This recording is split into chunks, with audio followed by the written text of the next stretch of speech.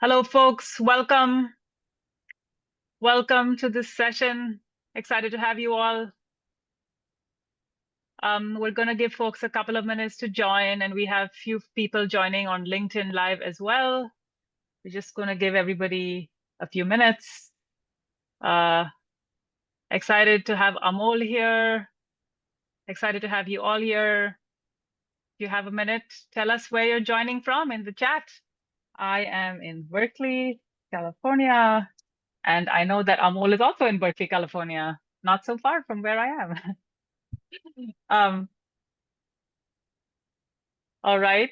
Well, gonna give folks just another minute to get started. Very excited to host this event. Oakland, not so far from us.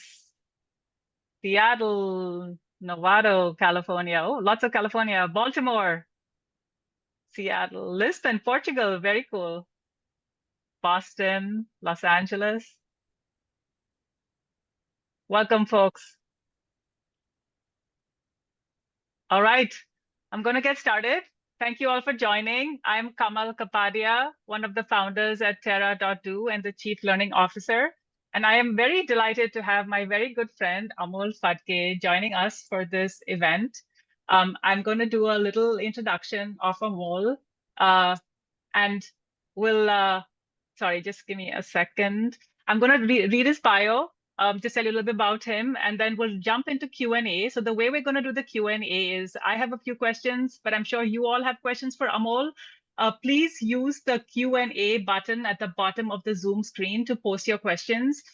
Ian, who's my colleague, is monitoring the LinkedIn Live. He'll be posting some questions from there as well. All the questions need to go into the little Q&A button. If you look at the bottom of your Zoom screen, somewhere in the middle, you'll see Q&A. Please put your questions there. Please don't put them in the chat. And please vote on the questions there as well. That will help me easily pick the questions that you all want to ask the most. So, all right, let me start with Amol's introduction. So Amol is a staff scientist at the Electricity Markets and Policy Department at the Lawrence Berkeley National Lab. He's also an affiliate and senior scientist at the Goldman School of Public Policy, UC Berkeley, and one of the founding members of the India Energy and Climate Center at the Goldman School as well. He manages a research program focused on power sector decarbonization, encompassing issues of storage, transmission, and new renewable options such as offshore wind, with a special emphasis on techno-economic and policy analysis in the US, India, Japan, Korea, and Indonesia. He also works on hard to decarbonize sectors, concentrating on battery electric trains and ships, and the use of off-grid renewable energy-based hydrogen production for decarbonization. He regularly advises senior policymakers in the energy sector. He's invited testimony to the US Congress. This report he'll be talking about, it's part of a series, the 2035 reports. These have been really, really influential in policy. They have helped shape the IRA that the federal government passed as well. He's published more than 50 peer-reviewed articles, and his work has been quoted in the Wall Street Journal, New York Times, LA Times, BBC, Fox News, Washington Post, the Hindu, Times of India, Economic Times, many, many publications. Amol has a master's and PhD in energy and resources from the University of California, Berkeley. And a little fact about Amol, he and I started at Berkeley together, and he is one of my closest friends. And so I'm especially delighted to have him here with me today. So Amol, I'm going to start us off with a question, and just help us kind of situate this report that you did. So what was the problem you set out to solve? What was the challenge that you were trying to solve here? Thanks, Kamal. I'm very excited to be here. So the challenge, essentially what's going on, at least in the US, is that the cost of renewables have come down dramatically. And in combination with the significant incentives passed in the Inflation Reduction Act, plus a lot of state level policies that promote renewables, a lot of renewables want to connect to the grid in order to kind of take advantage of the incentives, but also to meet a lot of the renewable portfolio standard goals, and so on and so forth. So the situation we are in today is that about 2,500 gigawatts of renewables have applied to connect to the grid. Now, not all of them will connect to the grid, but just to give you a scale of investments, that is greater than $2 trillion worth of clean energy investment waiting to be connected to the grid. Now, the situation, so that's very exciting. Uh, but the situation on the grid side is not so rosy, meaning that for these projects to connect to the grid, we would need to expand our transmission system significantly. So, a lot of research shows that the US probably needs to double its transmission capacity by 2035. And because primarily due to permitting challenges and cost allocation challenges. So what is a permitting challenge to build a transmission line? Transmission line goes through a lot of land parcels. So in order to get permission to the build line, you need kind of okay from all the individual landowners. Plus, there is a lot of environmental review. So it's extremely difficult to get permits for new lines. The second challenge is that the utilities whose boundaries these transmission lines need to cross need to agree on who's going to benefit, who's going to share the cost. And as a result of all of these challenges, what has really happened, primarily due to permitting challenges, we have not been able to build transmission at the pace required. And the difference is very large. So, for example, as I said, that we would need to kind of double the transmission capacity by 2035. At most, we have been kind of increasing our transmission capacity by 1 to 2% a year. So the challenge we are facing is that if we can't expand the grid fast enough, uh, we can't integrate all these renewables. We will not only kind of defraud consumers of all the massive benefits clean energy offers, but also really not meet our climate commitments. So this seems like a very serious challenge. And so we were looking around in terms of how are other countries solving this challenge. So we came across some very interesting examples in Belgium and Netherlands, which also have major permitting challenges, and they have to evacuate a lot of offshore wind. So what they seem to be doing is that they were replacing their existing transmission wires with advanced conductors, and I'll come to that in a little bit, which basically allowed them to utilize the same right of way and same towers to put in a conductor that carries 2x the power. So we said we should explore this opportunity in the US and see whether we can double the transmission capacity using existing right of way and towers. That means that it probably doesn't need extensive permitting. It may need a bit of permission here and there, but it's nowhere near kind of building a new line. So the problem again, to summarize, the problem we are trying to solve is how to rapidly expand transmission capacity without running into massive permitting challenges. Brilliant, thanks. And folks, again, if you have questions, please start putting them in the Q&A. I'll intersperse your questions with my own. So yeah, feel free to pop them in anytime. So Amol, tell us a little bit more about this solution. So tell us about these materials. Tell us about what is it that we're actually replacing. What is it about these new materials that's, just kind of lay it out for us. Like, what are these solutions? All right. So I think to begin with, currently so basically the way electricity transmission works is that basically there's a tower and there are a couple of wires that run over the tower and that carry the current, right? And currently the wires that carry the current are made up of two materials. The first is the core, which is steel. And that steel is not carrying the current. Steel is actually the element that provides the strength for the wire to hang, right? And then it's covered by aluminum, and aluminum is actually carrying the current because it has lower resistance, right? So why can't we push more and more current through the existing wire? What is the limiting factor? What happens is as you push more current through the aluminum heats up, and it then also heats up the steel. And when the steel heats up, it sags. So you see all these transmission, wires kind of sagging. They're also sagging because, of course, their weight, but also because of the increase in temperature. And there is a limit, thankfully, how much we allow them to sag.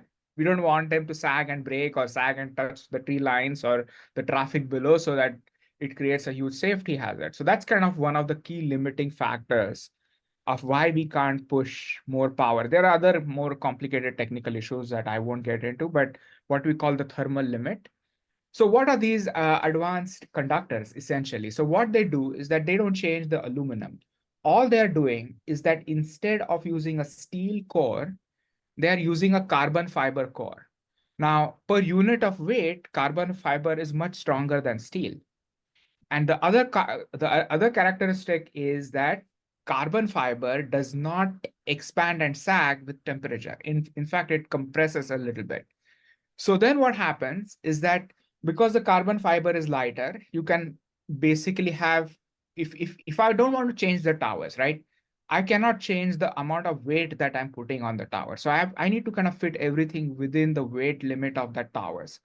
So if I'm putting a carbon fiber core, which is lighter, that means that I can put more aluminum. And secondly, I can run the aluminum hotter. So then I'm able to push almost 2 to 3x the current through the same wire. And so these conductors, so just to, we are very used to kind of advanced, technologies in the storage space or like internet, like every 3 months, there is a new chat GPT model being, deployed. In transmission, things have moved very slowly. So for example, we are using this technology of steel cores and aluminum conductors is about 120 years old. So we have been using the same materials and same technology for almost or more than 100 years. So these advanced conductors have been widely deployed um, across the world. It's not that widespread in the US, but it's not that these advanced, carbon fiber is not a new technology. Aluminum is not a new technology. The way it is put together is not really like a breakthrough technology or a different material. About 100,000 kilometers of these advanced conductors have been deployed all around the world.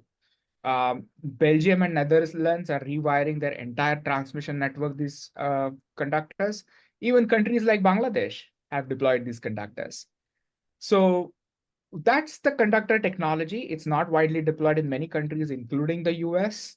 And with deploying these technologies, you can almost double the transmission capacity. I'm going to ask one more question, then I see a bunch in the Q&A, so I'll swap to the audience questions. But my question is, okay, why are we so behind in the US? So if it's like, if this is being widely deployed everywhere else, like, so, we're talking about the technical side of it, like what's going on the institutional side? Like who should be making these decisions and like, where are these challenges? Like, why are we already not doing this in a way? That's a great question. And I only have a partial answer. I don't know exactly why this is not happening, but we have some solutions as to how it could happen. So I think there are kind of three reasons why it is not happening in the US. So the utilities like sector is slow to adopt new technology, right? And what has been happening historically in the US that after some period of very rapid load growth over the last 10 years, the US has not experienced significant load growth. So yes, you have to expand the transmission system, but the acute need of rapidly increasing transmission is a recent phenomenon in the US.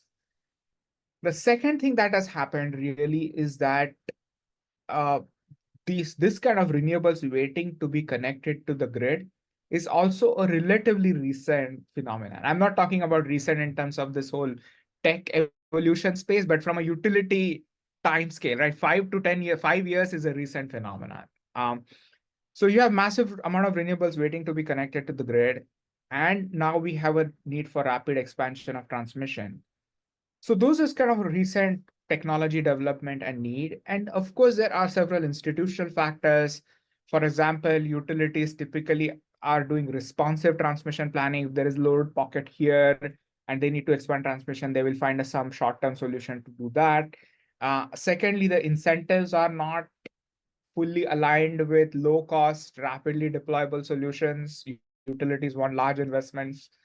Um, and general kind of conservatism about new technology. So those are the kind of three reasons that's why it's not being deployed. But however, our experience since we started this work um, and talked to several stakeholders, we have seen a lot of traction of this idea. So, for example, several utilities are now considering the solution. And recently, the White House announced a major goal of uh, adding about 100,000 miles of advanced conductor-based transmission. This was just announced, 3 days ago. So we are seeing a lot of uptake of the idea. A lot needs to be done, but that's kind of my longish Thanks, answer. Amol. I'm going to switch to audience questions now. Folks, please put your questions in the Q&A section of the Zoom. So if you look at the bottom of your screen, there's a Q&A button. Please don't put it in the chat, put it in the Q&A, and then you can vote on the questions as well. So I'm looking at the questions. I don't see it's all one single questions. I'm just going to go in. I'm going to scan them quickly.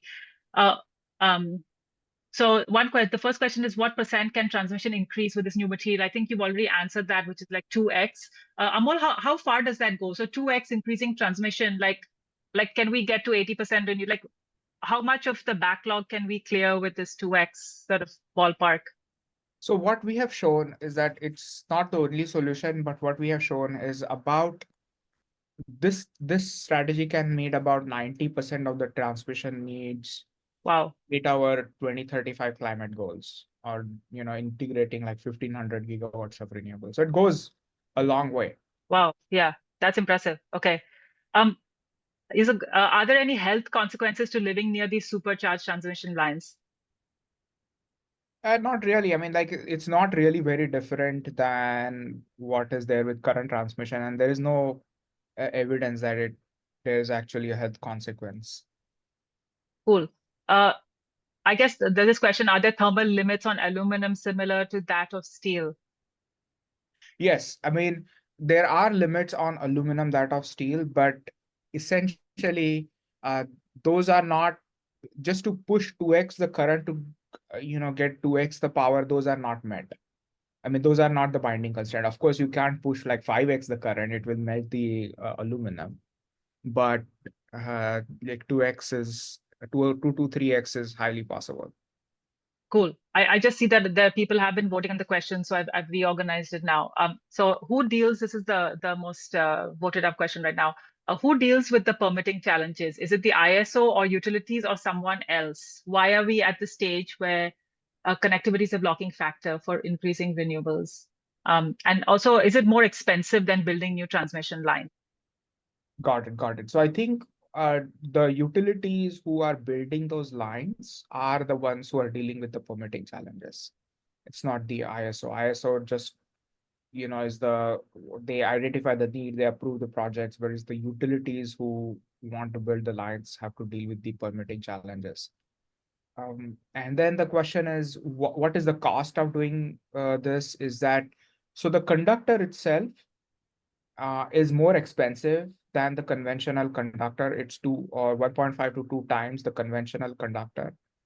However, because you are utilizing the existing towers and existing right of way, the total cost of adding new capacity is actually half that of Wow. actually building brand new transmission, because a lot of the cost, conductor is only a small portion of the cost of a transmission line. If you see that there is a lot of like transmission structures and a significant amount of land that's acquired. So All right. Um, Here's an interesting question. I often hear the way to solve this transmission crisis is software, not hardware. Uh, can you share about the tug of war there? Which one do you think will get us further? So I guess like smart grid technologies, and then this is kind of more hardware.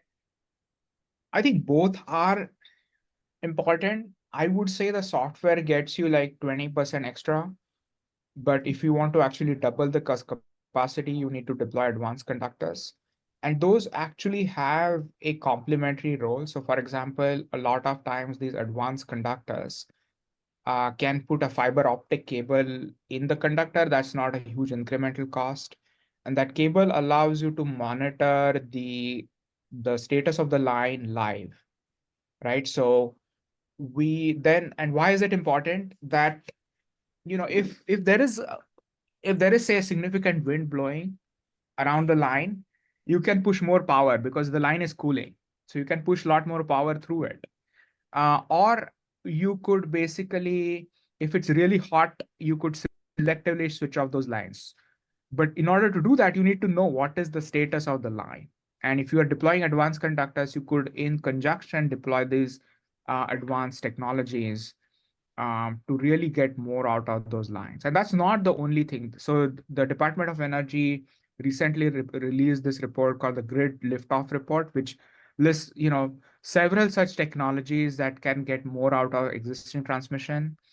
And along with kind of reconductoring, it can really go a long way in meeting these transmission needs. Cool. I feel like sometimes also software is trying to solve a slightly different problem, right? Like it's more about kind of like how do we optimize the use of the renewables? And that's kind of where the use of software is much more perhaps relevant than necessarily on sort of the grid, kind of the grid challenges. So maybe like the software side of it is more focused on different kinds of challenges. Um, we already asked this question. Or are there thermal limits for electricity transmitted underground? So there's been a lot of talk, I think, about undergrounding the lines. I know that's also really expensive. I'm not sure if this is sort of something you've worked on at all. Yeah, I actually don't know. Okay. Underground is typically Oh, quite expensive. hmm. And I know that our utility PGN is proposing massive amount of undergrounding. Uh, so I think Yeah. this is just this another. So if undergrounding is primarily trying to address the permitting challenge, then this is a solution. If it's attempting to address the fire safety challenge, then this solution partially addresses it because the lines don't sag and they're a Hmm, lot more robust.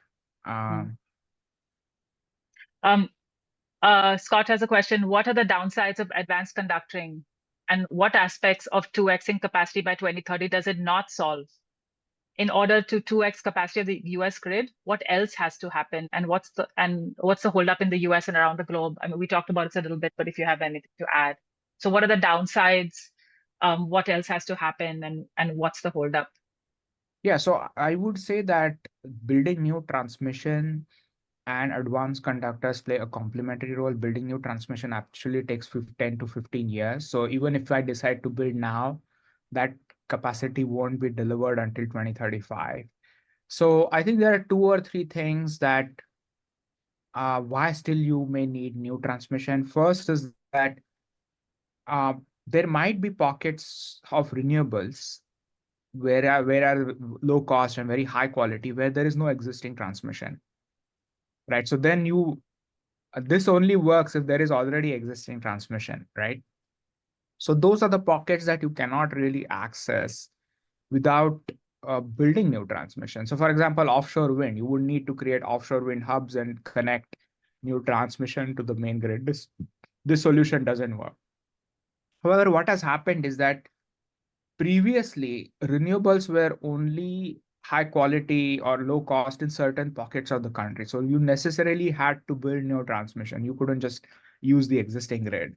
Now that has dramatically shifted because the renewable costs have come down so much that there is a lot of low cost renewables near existing transmission. But there might be some instances where you have very high cost, high quality renewables uh, that will require new transmission. Second thing I would want to point out is that we will be asking a lot from our existing electricity grid. So for example, currently the strategy for decarbonization is that you basically decarbonize the power system and then you electrify. Now currently we essentially have three grids, right? We have a gas grid, natural gas grid, we have an oil grid, not grid, but oil network, and an electricity grid. We are saying we are going to shift the oil and the gas stuff on the electricity grid. Um, so that grid better be expansive and robust. So I wouldn't look at this as a either or solution.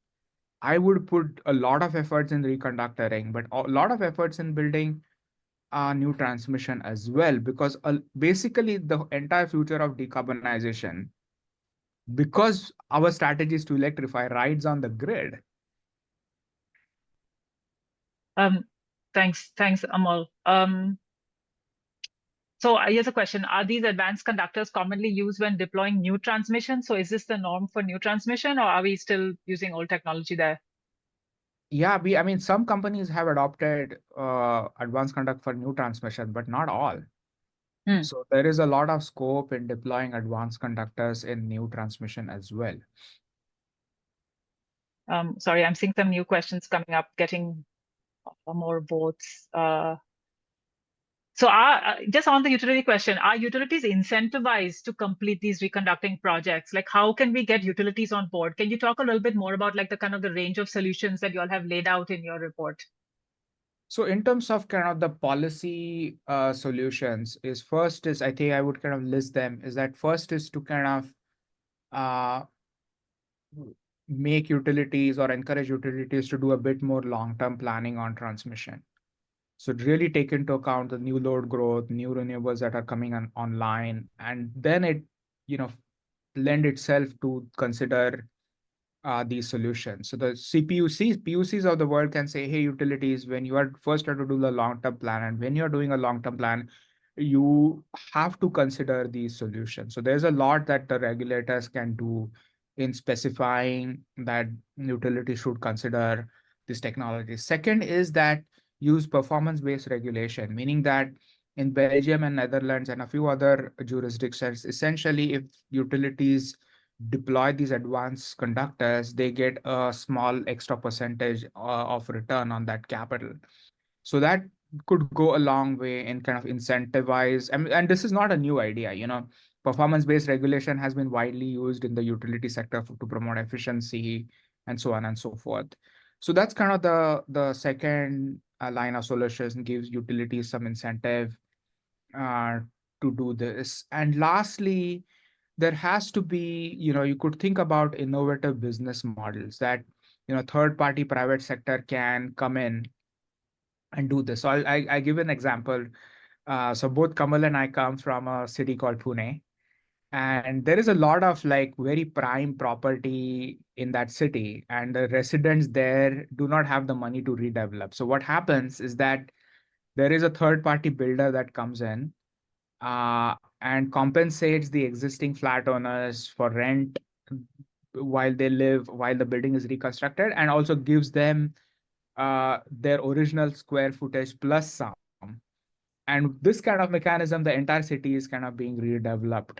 Um, Similar idea on transmission, that you could imagine a third party private sector coming in and saying to the utility, like, if you don't have cash or incentives, we will reconductor, we will return you the original capacity plus some, and the rest of the capacity we can auction off to these developers, because there is a trillion or $2 trillion investment pipeline that is waiting to be connected to the grid. So a lot of innovative and regulatory solutions are on the table that needs to be kind of considered. That's very interesting. Yeah. Didn't think of like a third party. Yeah. And by the way, the performance-based regulation. So Hawaii, I think, is the first state in the country to actually, I don't know if they're the only state, but they definitely are, I think, the first state to adopt it as a regulation kind of mechanism. And there's a good canary for folks who are interested. There's a good Canary Media article on this particular. The idea is to compensate the utility for doing the things that align with kind of societal and policy goals. So right now, a lot of the incentives are really messed up because of the historical way in which the utilities have developed in the US. And this is just like a realignment of utility incentives with things like climate goals, with things like energy efficiency, and sort of like, for example, building transmission where we need it, etc. Um, and all right, just checking on time. We seem to have plenty of time. Oh, here's a good question. Are the materials used in the conductor technology easily accessible, or has reliance on materials that are hard to get, require mine, or is it sort of a reliance on materials that are hard to get, require mining in vulnerable regions, etc.? Yeah, fortunately, in this instance, the material is readily available. So essentially, aluminum is widely available, and you could actually recycle the aluminum in existing conductors as well. Mm. So then carbon fiber is not really a critical material, and the amount of carbon fiber required for this will be a tiny fraction of what's used, say, currently used, say, in the airline industry. So airline industry heavily relies on carbon fiber for all kinds of aircraft parts, and this will be only a small fraction of that. So Mm, fortunately, we're decent. I mean, we are not running into critical material constraints on this technology. mm. Um, Here's another question. So operationally, how long does it take to physically upgrade? Like, suppose you did have this ideal private sector solution coming in quickly. Like, what is the like best case kind of scenario here? And also how to minimize planned electricity outage. So I'm not totally sure. I'm wondering sort of this person, if sorry, Christy means that like if you're going to do this fast, like across the whole country, now you're going to be like upgrading a lot of lines in theory at the same time. So like, how does one sort of manage the whole system as we're doing that? Oh, this is an excellent question. So, typically, it is changing the conductors is much faster, like 10x faster than actually acquiring land and building new towers, right? But even to do that, essentially the question is that suppose if I have a line that's carrying current today, and it's critical to supply power to a certain area. So how would I actually change the conductor? And so similar issue was, utility experience in a market in Texas, and they figured out a way to do the reconductoring live, meaning while the current is, flowing using robots. And they did it. There is a massive project done in ERCOT, which basically, addresses this issue. So they basically, did this parallel temporary poles. They just moved the live wire to the poles, put the reconductor using advanced conductors. When the connection was made, this line was, taken out. Not that I'm saying that you have to resort to this solution in every instance. There are typically on transmission line two circuits. So you could do circuit by circuit. You could do it during the lean demand periods, say in certain periods in winter where there is a way to kind of, and once, suppose if you reconductor the line, it doubles the capacity. It also relieves the constraint on other lines. So you could think about a smart strategy to kind of simulate how you would Mm. do this in a network. That's very cool. Um, Here's an interesting question. Does increased heat made possible by advanced transmission technology increase the risk of causing wildfire and ways to mitigate? So you spoke about one of those ways. Any can you just like yeah maybe repeat it and like share some other thoughts on this? Yeah, so the temperature increase, first of all, because they don't sag, there is a massive distance between like the stuff that causes a Mm, wildfire, and the temperature increases like from a fire perspective is not much. mm, mm, From a sag perspective is significant. So it's going from say 60 degrees to 100 degrees or 60 degrees to 90 degrees. mm, So that is all like it's really heavily regulated and heavily tested field. So all these conductors have to go through all the safety rigorous before even they are kind of considered deployment on the field. And they have already done all that. It's all, been deployed in several places, just not at the scale that we need it to be mm. deployed. Cool. I'm gonna do one more of the audience questions, and I'm gonna switch to a few of my own, and I can come back if folks have more audience questions. I just want to vote, folks. If you vote on the questions, that just helps me sort them as well and decide your priority for these questions. Um, Let me just get to the one I wanted to get to. Uh, oh, I think you sort of partially answered this already. I was on a call with climate change makers. They were pushing for increased transmission lines. Do we need both? I think you've already answered this. The answer is yes. Maybe again, if you want to just put it a little bit in context, like um, it sounds like so we're talking about something like is it right to say like we kind of generally need, like electricity load will sort of go up by 3x? Is that generally correct? If we put everything onto electricity, transport industry, heating, everything, we're saying ballpark about 3x in demand. That, Is that correct? Is yeah, that right? So 3x. yeah. So your study, like when you talk about like 2xing the transmission capacity and getting to 80%, is that just for power, or is that kind of taking into account the kind of shifting load? It's taking into account shifting load. Okay, okay, okay, I see. So it, Cool. it can be a large part of the solution. Right, right, 80%. And it sounds like this is generally applicable everywhere. Like if you're saying we're doing it in the Netherlands and so do the same economics hold in India, in China, in the US? Is it kind of the same? It's very similar. Um, and more so than economics, the permitting challenges are there.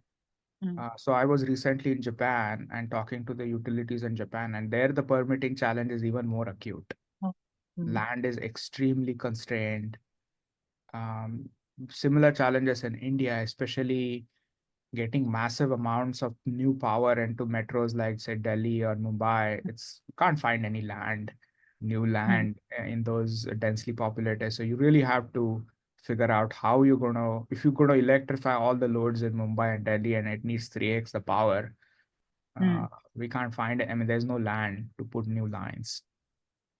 Well, and they were talking about like dramatically increasing load growth just on the power system itself, like separate from having to electrify the other sectors. You're talking like very fast growing loads. So yeah, can see how this is even more critical. So are you having conversations in India as well Yeah, we are around this having kind of the difference? conversations with policymakers around the world, and uh, yeah, it's really exciting because such a fairly untapped opportunity, and everybody seems to be using 100-year-old technology. So Amol, this report has gotten like a lot of media attention, and I know you've done a few other studies as well. Do you want to like quickly talk about some of the other recent work you've done, like that's also kind of been really having quite a lot of impact? Like for example, the work on shipping was very interesting. Um, so yeah, just kind of touch on one or two other solutions that you've been working on, because I know you have a very sort of comprehensive coverage of the whole system. Yeah, so I would say just to give you folks a quick overview of what are some of the new opportunities. So what has really happened is that the cost of renewables have dropped more than 90% in the last 10 to 15 years. But more importantly, the cost of storage has dropped by similar amount because the main challenge with renewables has been that, well, they are intermittent. So solar shines during the day, don't have anything in the nighttime, wind blows when it blows.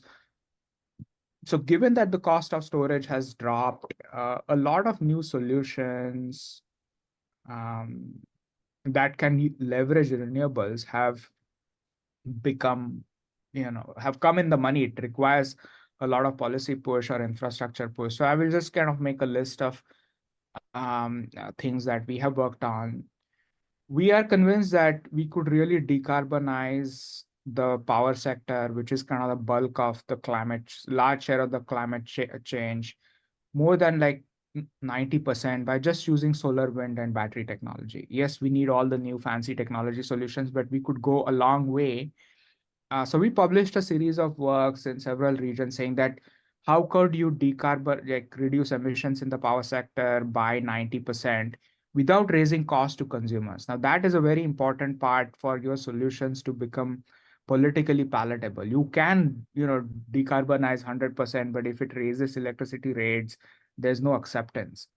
So just a few technologies like solar, wind, battery storage can take you a long way. I mean, we have done a lot of studies in US, beginning with the work on the 2035 report, to show the possibilities of using just a select technologies and strategies, and including this idea on transmission can really decarbonize power sector. And then it also lends itself to some other fun solutions. And just to give you example of a fun solution is, believe it or not, all the trains in the US, freight trains especially, are diesel electric. Um, that means that we are they actually have a diesel engine or a diesel generator that is driving the electric motor of the train. So not just freight trains, the Amtrak that goes, from Berkeley to say San Jose, the heart of the Silicon Valley, we're running it on diesel generators essentially.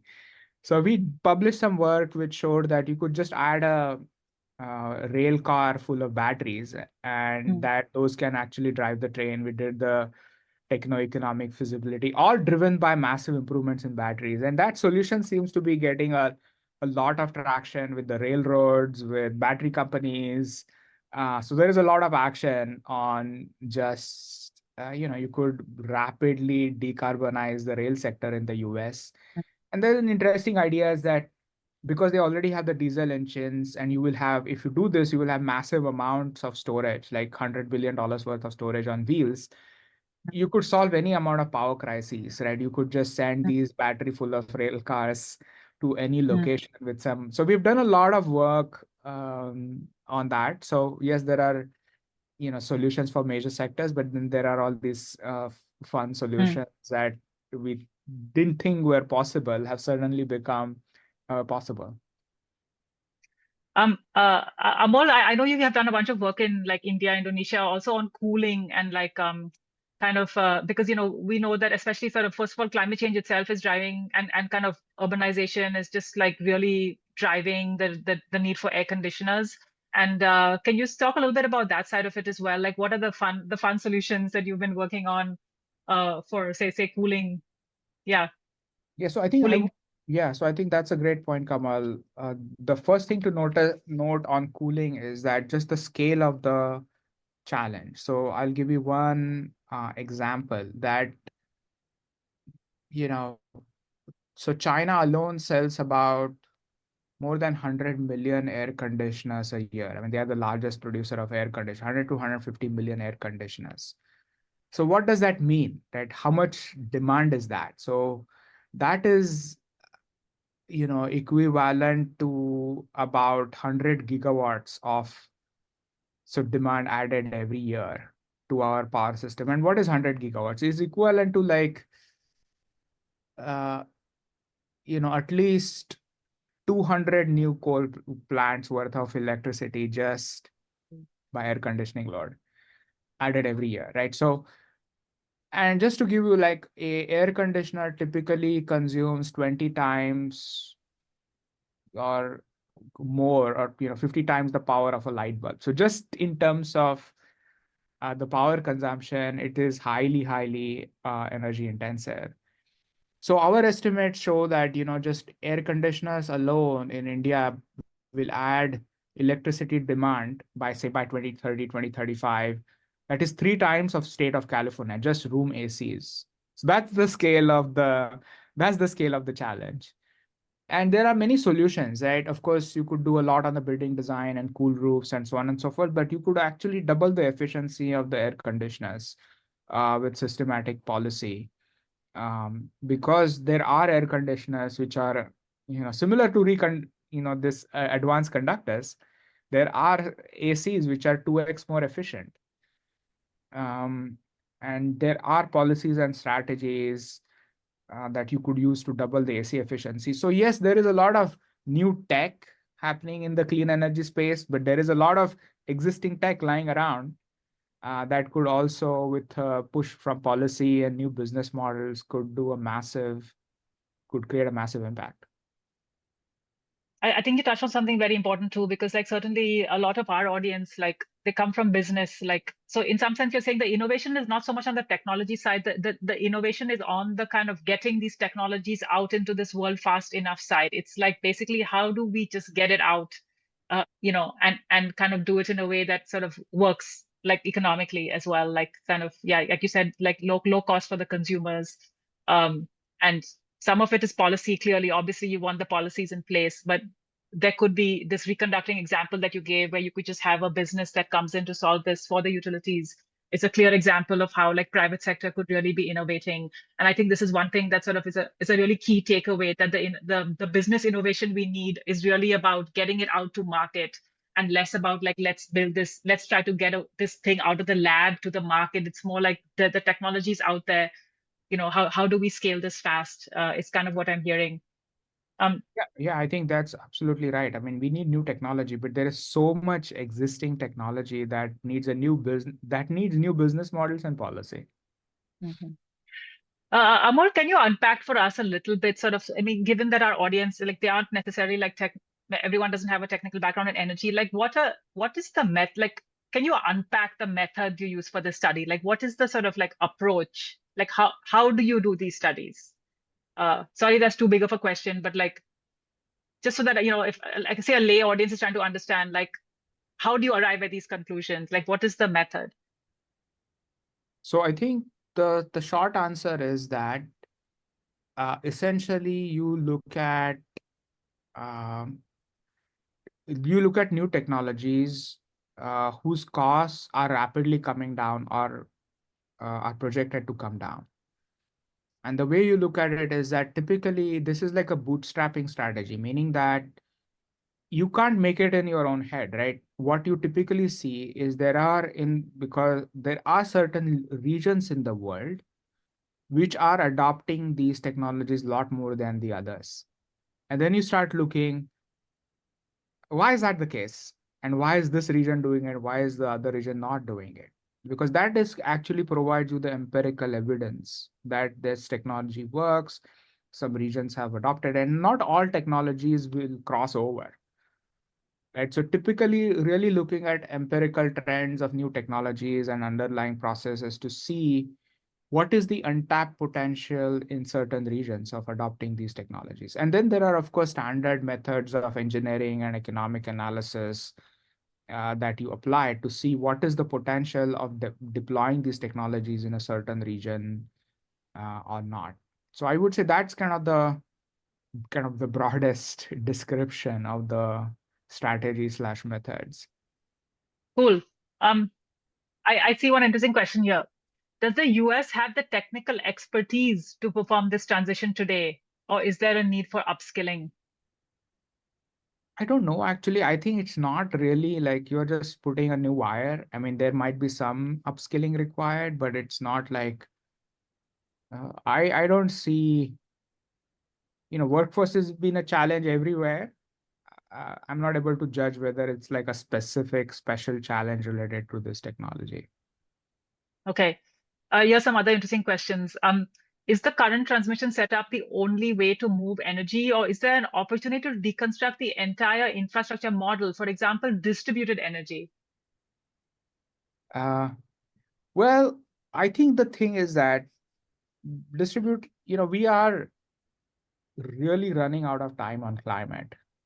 That we have like 10 to 15 years left to make massive changes in the way we produce and consume energy.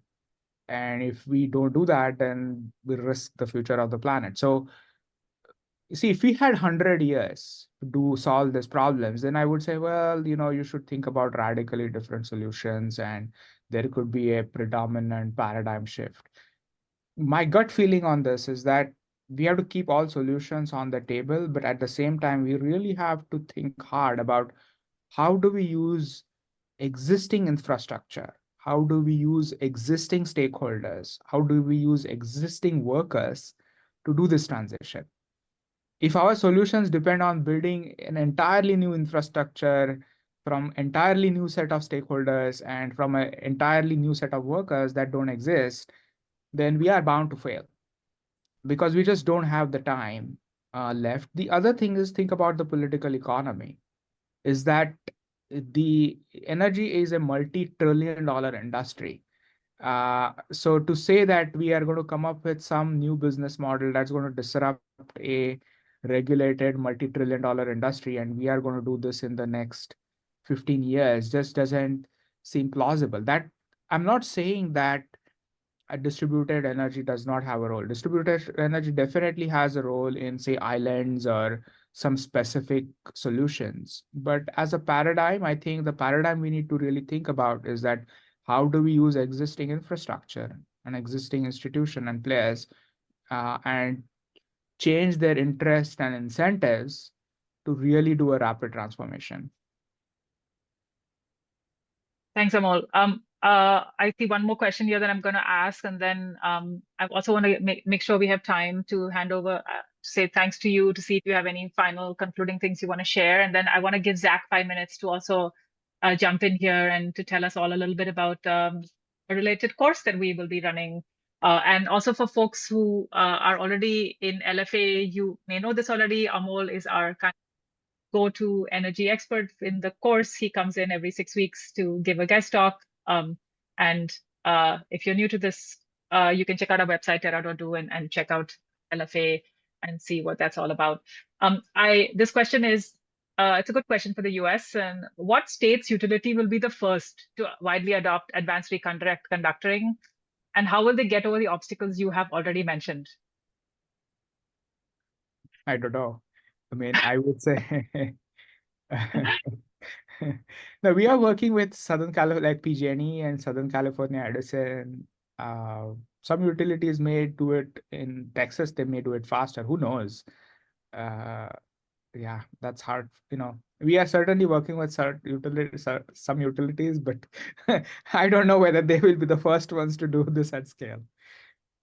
I mean, I hear of interesting solutions coming out of utilities that like you're not necessarily looking for like the most innovative solutions. Like I read about this solution in Vermont where some utility decided that the best way to deal with all the transition challenges was just to install batteries behind the meter. Like so essentially instead of like trying to upgrade all the transmission, they were like, let's put storage like right at people's homes. And so they sort of that's their solution and they're figuring out a financing mechanism to deploy this. And I thought, oh, this is really interesting. And like this is some small utility up in Vermont and they've kind of figured this out. So I think you're right. You never know like where the solution is going to come from. And the people sometimes the places you think are going to be leaders can be laggards and surprising. Like sometimes like actually the co-ops can be quite innovative too. Like in Hawaii, the first co-op the utility that was the most advanced was the co-op on Kauai. So like they hit like 9900% renewables like almost every day of the year. And they're the co-op as opposed to the state-owned the investor-owned utility. So you're right, it's hard to know. I want to take a moment. I know we've got a few more minutes, but I wanted to see Amol, any last thoughts like based on the study, like based on what you're seeing in terms of the interest coming out of it, like any sort of concluding thoughts, like what sort of inbounds are you seeing based on all the attention you've been getting from this study? Um, Talk a little bit about that, and yeah, any last thoughts you want to offer this audience? Some folks are looking to get into climate, some folks are already in climate. Anything on the energy sector that you want to share? Yeah, I mean, I would say that this climate and energy is becoming a very exciting space. And there is a lot of scope for, professionals in the different fields of whether it's engineering or software or communication, and a lot of opportunities, uh, a lot of untapped opportunities. Who'd have thought that this simple advanced conductors could be the solution to address the most critical challenge the US faces on like grid decarbonization? If somebody had told me this like a year ago, I would have said, yeah, whatever. But that's so what I'm trying to say is that there is a lot of space, and I would say that I do take guest lectures in Terra's course, and I would say that if you are looking to kind of get into climate and want to do it quickly, I would say their course is one of the best courses to kind of you're already a professional, have a lot of skills, but are willing to kind of or interested in making a shift. Do take a look at that, and probably Zach will tell you folks more about that. But um, Thanks that's for from that, my side. Amol. Yeah. Yeah. And thank you so much for this talk. Super enlightening. We may have to have you back. Keep writing some more 2035 reports. Um, and we'll keep bringing you back. Even if you don't write the reports, we'll bring you back. Um, and yeah, thank you so much for joining and yeah, for answering everyone's questions and for all this work you're doing. And um, I want to give Zach a moment to yeah, talk a little bit to connect what you were talking about with the stuff that he's teaching. Yeah, so over to you, Zach, and let me see. I'll make you don't know if you can you have a slide because I can make you a Oh, thanks. co-host. No, I can just speak to it, but I appreciate it. All No, right, thanks, Kamal, for having me. Thank you, Amal, for this wonderful talk. That was super interesting. He may have had to jump just now, but I I still love think the so. image of robots doing the live reconductoring. That kind of blows my mind. Anyways, yeah, if energy is a field that's of interest to you, definitely of interest to, I know a lot of folks here, number one contributor to climate change. Anyways, in addition to the LFA course that Amal had mentioned and that Kamal had mentioned too, Terra runs a 4-week course specifically on energy. That's the one that I teach. So we got live sessions Wednesday, 8 a.m. Starts on Wednesday. The deadline for applications is tomorrow. So I could just tell you a little bit about it if it's of interest. I'm happy to take questions too. But basically, we look at, understanding the roles that a lot of the biggest solutions play and how they work, whether that is transmission or other things like, drivers and blockers of wind and solar, how the grid itself works, the different markets that exist to enable renewables and other solutions too, why electrify everything is such an important strategy, even if it is going to double or triple the amount of electricity that we'll need. Then the roles of a lot of things that could even mitigate the amount of transmission, for example, that we would need, whether that's storage or the leading electrification solutions across sectors like EVs or heat pumps or efficiency, and then also the power of demand response. A lot of these have interplay, and I saw somebody call this out in the chat here too. If I scroll up a bit, I think Ritu had called up what a great way of solving multiple issues. So I love that that folks are thinking about that. So those are the main solutions we'll talk about. Also, biggest policy incentives for utilities and users too. So basically, the arc of the course is sort of where are we at, where do we have to get to, and then building towards ways of aligning incentives, whether that's between utilities and ratepayers or consumers and the grid and the climate. That's like demand response, or even landlords and tenants. I know I've spoken with people. I see somebody here who's in my lab section in LFA who has said, well, my landlord doesn't want to put in EV chargers. How do we figure out incentive structures to encourage folks to work together on that? And then there's also a bit of quantitative practice. If you say, hey, how big of a solar array do I need on my house, given efficiency, given inverter sizing, how do you power that? How big of a battery would you need for different situations? Which option is more or less expensive? Those are the biggest takeaways. So quantitative comfort, understanding the biggest solutions, and seeing on a systems level how incentive structures can go together. I see some folks who are in here. Matt, for example, in the chat. It's going to be exciting to see you on Wednesday. If it's of interest, then I can drop a link here in the chat. But yeah, energy cool space, and we got a 4-week course coming up on Wednesday. If that's of interest to folks, application deadline tomorrow. So happy to field any questions about that here or offline, anyways. But thank you so much for the time to talk about that, Kamal. Appreciate it. Of course, Zach. And I also want to just put a plug for this course in a kind of a personal way. So I actually worked in energy before I felt really quantitatively, technically competent to work in energy. So I used to work in solar energy, and I hadn't really studied the basics of energy before that. And I always felt a little bit kind of off kilter. So even though I sort of learned how to use an Excel spreadsheet and do some basic solar sizing, I didn't really know the basics. And I think so one big thing that changed for me when I went to grad school at Berkeley is I did this course called Energy and Society, and it kind of covered the quantitative basics, and it really sort of made me realize that I didn't need to be some whiz in math in order to understand more than enough to actually do policy work in business. It's really not that complicated. The math is certainly not that complicated, and once you have a grasp of these quantitative basics, you feel really, really empowered to work in this space, to speak in this space, to do analysis in this space, to be a consultant in this space. And this is one of the things this course will really help you. I mean, it's one of the various things you get in this course. But this, for me personally, I remember was very empowering, and this is why we've sort of built this course as well. Is that, hey, if you are one of those people who feels a little bit sort of intimidated by all the technical quantitative jargon, this course will demystify that, and it'll just empower you to be able to do tons, more than enough analysis that you can operate pretty comfortably in many roles. Now, there's going to be some specialized roles, like the work that Amol does, where you're doing capacity planning models, and okay, there you might want to study a little bit more. But even then, if you want to do that, this will just give you a grounding. This will be step one of embarking on that process as well. So I just wanted to put that personal plug as well. I want to see if any folks have any questions about the course. For Zach, we actually are right on time. We have one last minute, but Zach and I can stay a couple extra minutes if folks have any questions.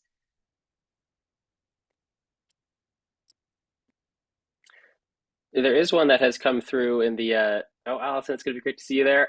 I appreciate it. There is one question that actually just came through in the chat to me, what is the commitment like sort of doing both? If you're in LFA, that is a fairly intensive course. The intention of the separate energy course is for folks who don't have as many hours in the week to give, for example.